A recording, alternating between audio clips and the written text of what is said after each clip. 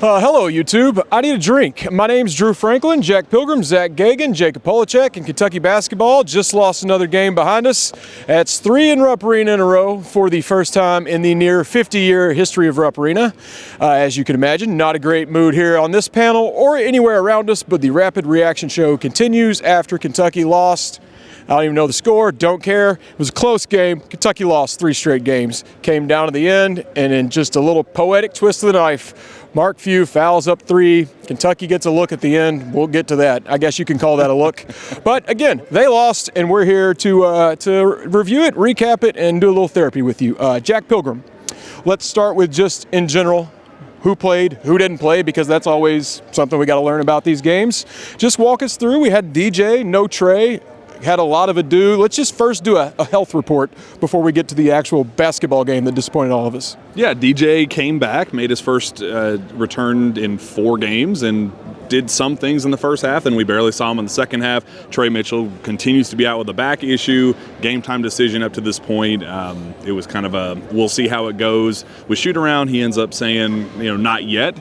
And unfortunately, it becomes like the story. The one guy that probably Kentucky could have used the most on the entire roster was Trey Mitchell. That was something that Mark Few said kind of ad nauseum after the game. Was like, dang, we really prepared for Trey Mitchell, thought that was going to be kind of the X factor, and he doesn't even play at all. So it was an absolute beatdown inside. Post defense was just, remember this with Justin Edwards, that little guy? It was that over and over and over and over again. Graham Ike just had his way with the Kentucky front court, and it was kind of like a revolving door. You would think, all right, well, let's see what Z has. And then he was feet in concrete, had no idea what he was doing out there. All right, well, let's see what Aaron Bradshaw has. Same exact thing. He gets bulldozed into the whatever it is. It was one guy after the other where there was no answer. You couldn't even go small because Trey Mitchell wasn't in the game. So your alternative was Adu Thiero starting at the 5. I don't know what the aha moment is for this team anymore. Like we keep saying the same thing over and over again, and at some point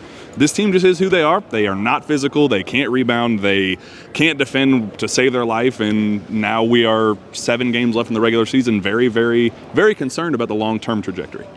Ike is a good player. He leads Gonzaga. He might be an all-conference player for them out there. But he still didn't need to look like Shaq like he did tonight. I mean, Big Z and Ugo, when they were in, it was more just getting lost and losing him. Bradshaw would put a body of him, but he would just back Bradshaw into the parking lot if he wanted to. Just complete out-physical in there. I mean, Kentucky threw 21 feet at him, Zach, and nothing. Absolutely nothing on the defensive end. Yeah, it would have helped to have. We think that mic's going to work. We'll roll with it. We'll see.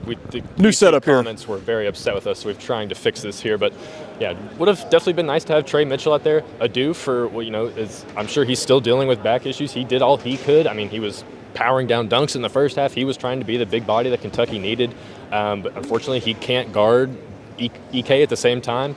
And like Jack was saying, it was really just Cal just kind of throwing out a 7-footer after 7-footer to see if anyone could stop him.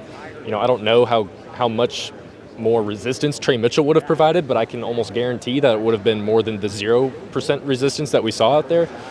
So they were missing him big time. It still didn't seem like DJ was all the way there as well. It kind of felt like he was hampered while he was playing out there. So you can chalk it up to some of those things, but the reality of it is Kentucky's defense, as I feel like I'm saying this every Rapid Reaction now, is the defense just cannot guard anyone. It doesn't really matter who it is out there. I thought it was kind of funny that they made Adu Thiero the defensive player of the game afterwards, where that seems like it should be used kind of in jest because there was no defensive player of the game. Gonzaga actually only shot 22% from 3, but they out-rebounded Kentucky by 10. They had 10 more points in the paint. They shot 24 free throws, made 21 of them. They just lived inside the arc. And it just, like I said, Kentucky just had no answer for any of it.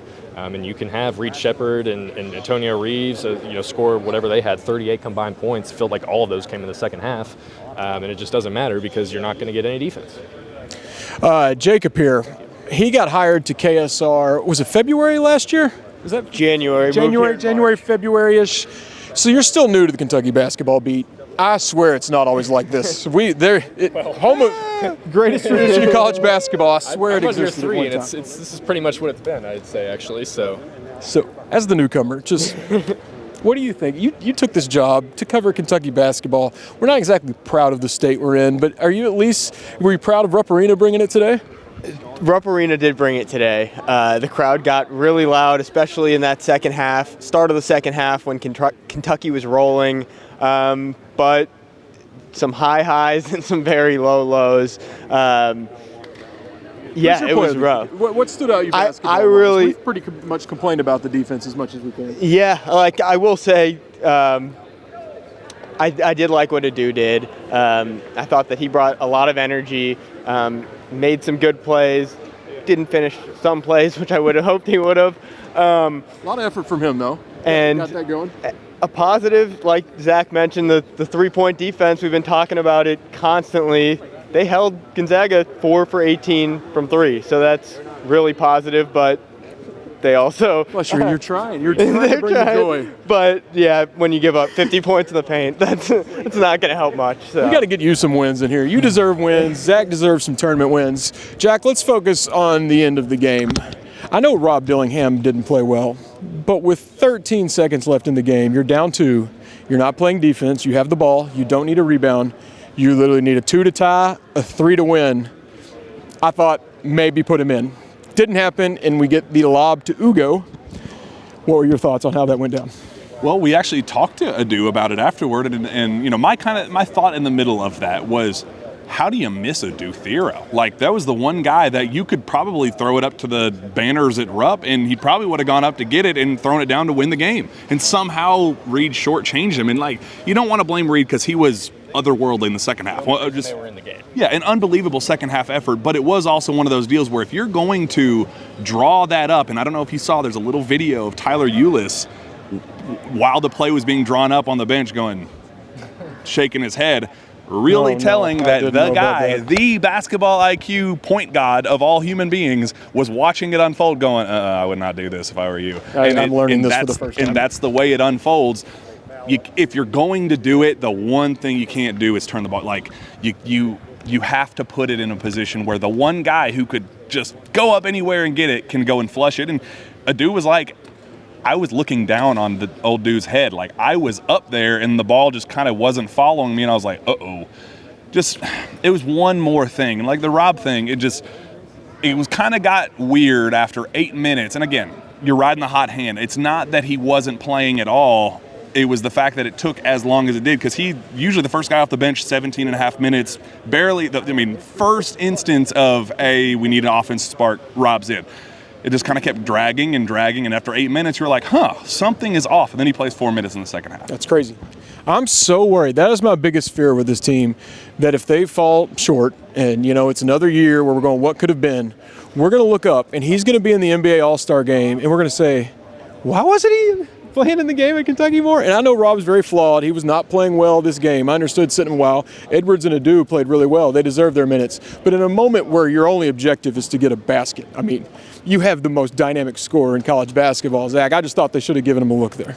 Yeah, I'm not to go against you guys, but I was kind of fine with Rob kind of sitting, because like you say, he played 14 minutes in the first half, and he hit 2 threes, but other than that, he really just wasn't bringing anything. He was just kind of erratic, he was being Rob, but not the Rob that you want to see, where the shots are falling. He was 2 for 6, and then when he was sitting in the first half, Kentucky was rolling. That's how they got up to a 6-point lead, was with Rob on the bench.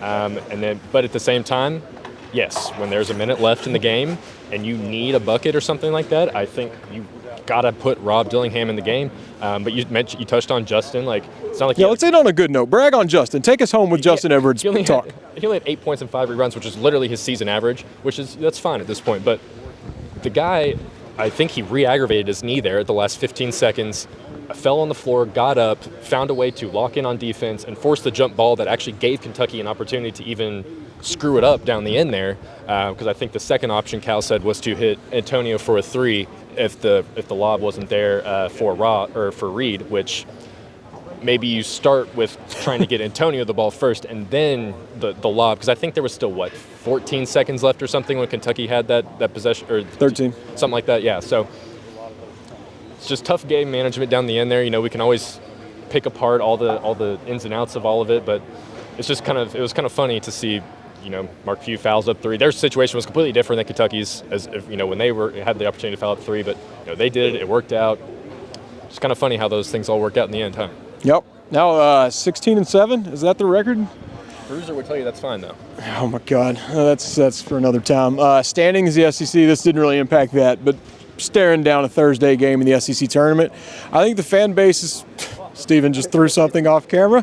I think the fan base is pretty much all on the same page. Like, you got to show us something in the tournament. I mean, that sucks to put that pressure on the hardest, most random event in all of sports, but the regular season is not supposed to be where it is right now, and it's gotten so low that it's all in on the NCAA tournament, Jack. Yeah, and you don't want it to be that because you want to enjoy the ride, as Cal says, but now everything falls on the tournament. Now it is going to be live and die by every little tiny detail where we do have to analyze everything with this team because that's what the NCAA tournament is. It's hard to enjoy the process and be fun and enjoy these kids, and when you're losing the games in the process, they didn't do themselves any favors early, losing the games that they couldn't early, and now we're kind of they don't have the cushion anymore where every loss is now, we're clearly at Thursday. Now we're talking 6, 7, 8 seed tournament at all. Like, we now have to ask these questions because we've lost the grace. All the equity they built up early is now gone, and here we are with 7 games left wondering what the long-term vision is for this team. Yeah, and I understand the freshmen, and it takes them a while, but this is Kentucky basketball. It's supposed to matter from the first game until the last game, and we're just in this funk where we're like fans of the NCAA tournament. We just hope those games work out and everything is all in on that. The Champions Classic should matter. The SEC tournament should matter. I'd like to win the SEC again sometime. That one's out this year, but still basketball to be played, and I think everyone agrees. We love the players. I mean, there's not a bad person on this team. Even on the bench, guys were injured. They were standing up cheering for each other. It's just not getting the right results on the court. But we will move on. 89-85 here. Gonzaga gets the win. It's first time in Rupp Arena. Nolan Hickamn, checked in with him. His first time in Rupp Arena. What did he end up with? Well, 17 points. At least I hit his over. We'll shut it down. Ole Miss is coming up. You got to win that. If they don't win Ole Miss, they're doing this one by themselves. I won't be. I'm out. Cannot lose 4 in a row in Rupp Arena. Cannot lose to the Rebels. We'll shut it down for now after losing to the Gonzaga, whatever they're called. Who cares? Bye.